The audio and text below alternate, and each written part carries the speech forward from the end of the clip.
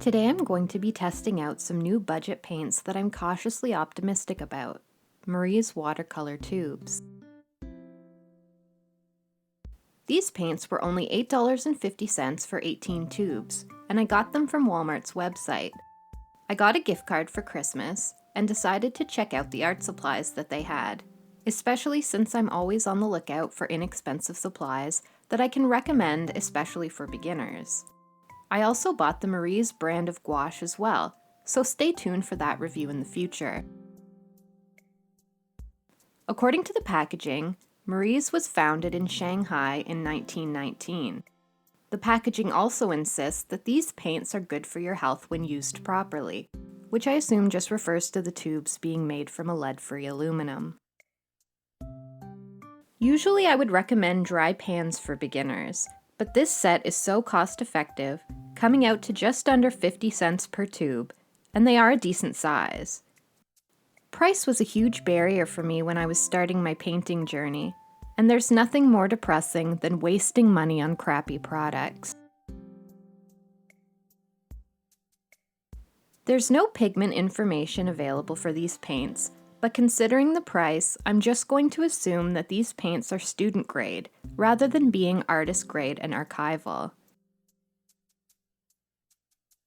These paints are dye-based, rather than being made of a granulated mineral pigment.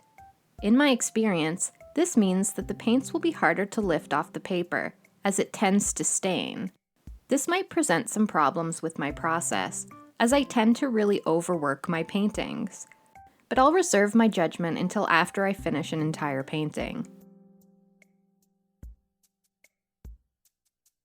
The first thing that I noticed is that these colors are quite vibrant and go on really smoothly. The colors are quite full coverage and not really transparent. In my experience, the more expensive paints have the nicest transparency for glazing techniques. I would compare this to my Caran d'Ache solid gouache pans, as it also dries quite chalky and matte. Most of the colors dry smoothly, but the pink was a bit streaky. Some of the colors separated in the tubes, but even expensive paints do this, and you can just stir it with a toothpick before squeezing it out. Some colors, like the turquoise teal, exploded a bit upon opening because they were a bit pressurized. This paint dries quicker than other watercolors that I've tried, which is good if you want to do a quicker, sketchier piece for your sketchbook. So far, I'm pretty impressed by these paints, but to be sure, I'll have to paint something really colorful. The paper that I'm using for this piece is Strathmore 400 Series Cold Press Watercolor paper, because I want to keep this painting all around budget friendly.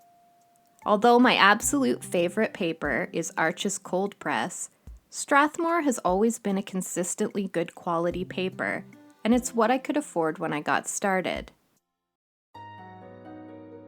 This pad was less than $15 for 12 sheets, and Michaels frequently has specials to buy one pad, get one free or half off.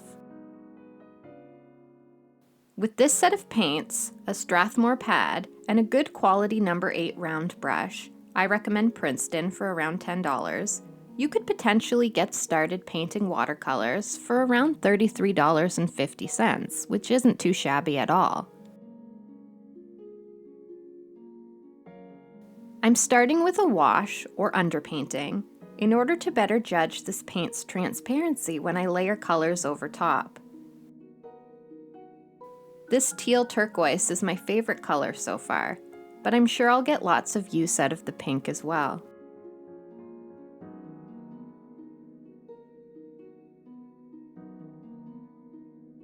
The paint is quite easy to control, and generally goes where I need it to. Sometimes, the cheaper dye-based paints, like Crayola watercolors, tend to bleed out on the paper, and that, in combination with the staining properties, make it very frustrating to paint with, but I didn't find that with this Marie's paint.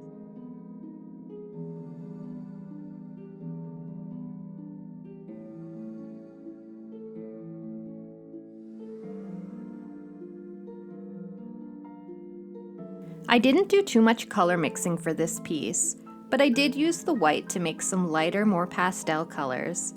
And of course, adding white makes the colors more opaque, almost like a traditional gouache. Very creamy and nice to paint with. It makes me very curious to test the gouache that I purchased from the same brand.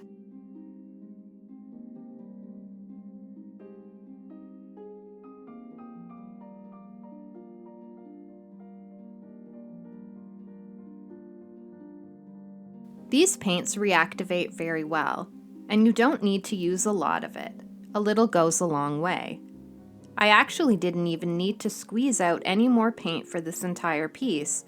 It all lasted until the end, which is another point for this paint's cost efficiency.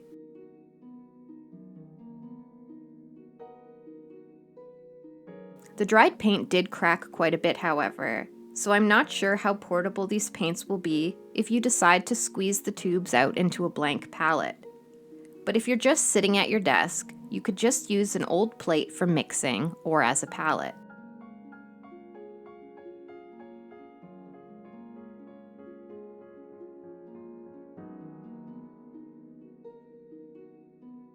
I was right in assuming that this paint, being dye-based, does not lift very easily, especially some of the dark colors, which actually just encouraged me not to be so obsessive and to finish this painting faster.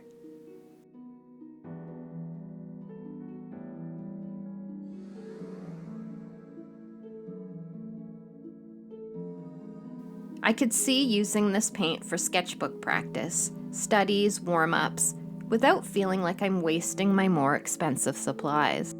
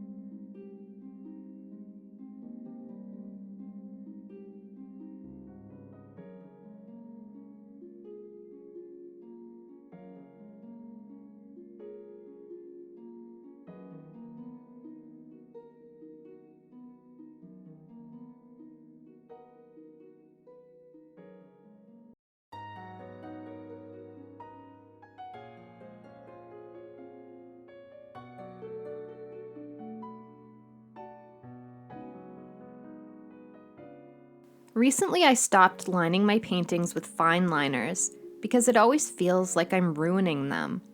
So I stick with relining in pencil after I'm done painting.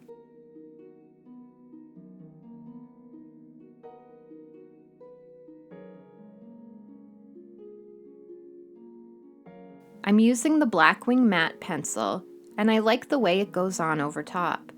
I think this paint would work well with watercolor pencils, or even just layering and lining in regular colored pencil.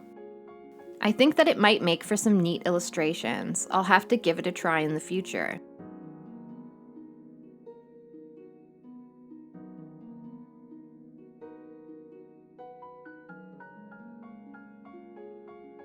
Sometimes cheaper watercolor paints, like those awful Crayola ones, tend to chip off when you use pencils over top, so I'm glad that this wasn't the case with Marie's.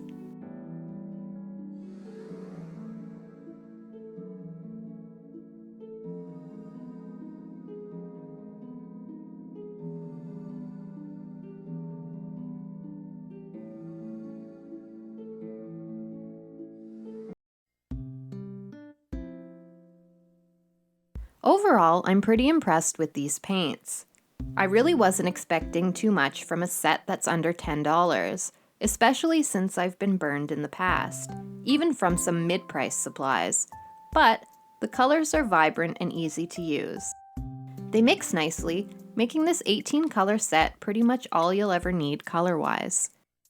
And now for the cons of this set. There's no pigment information, But my motto is, anytime that's the case, just assume the paints are student grade. Also, the colors are not very transparent, which is fine for the way I paint, which is very against the rules of watercolor painting and consists of lots of overworking and globbing on layers in the wrong order. But for the price, this is a great set for experimenting and playing around, finding your own unique process without feeling guilty. I would definitely recommend these paints for beginners, or anyone looking for some cheap paints for practice or sketching. They are more forgiving than other budget paints that I've tried, and with a little practice, I don't see them being too much harder to use than dry pans. Thank you so much for watching, and happy painting!